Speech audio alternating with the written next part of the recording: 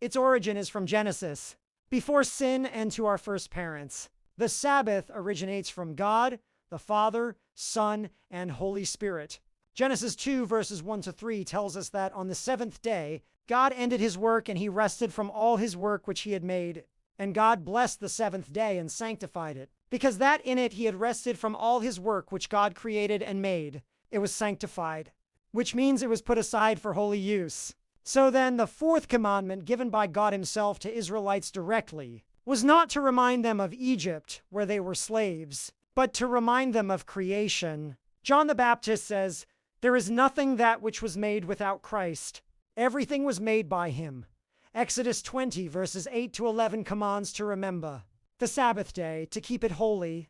6 days is for labor, but the seventh day is the Sabbath of the Lord thy God. In it do not any work, you, nor your son, nor your daughter, your manservant, nor your maidservant, nor your cattle, not even the stranger that is within home. The reason is given in verse 11, that, for in 6 days the Lord made heaven and earth, the sea and all that in them is, and rested the seventh day.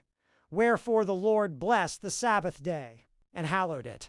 Isaiah 58 verses 13 and 14 tells us how to keep it and of its blessings. If thou turn away thy foot from the Sabbath, from doing thy pleasure on my holy day, and call the Sabbath a delight, the holy of the Lord, honorable, and shalt honor him, not doing thine own ways, nor finding thine own pleasure, nor speaking thine own words, then shalt thou delight thyself in the Lord, and I will cause thee to ride upon the high places of the earth, and feed thee with the heritage of Jacob thy father, for the mouth of the Lord hath spoken it.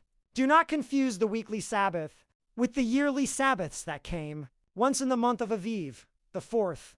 Commandment tells us the origin of the Sabbath, commanded to be remembered. God bless you for watching to the end. Watch part 2 also and share.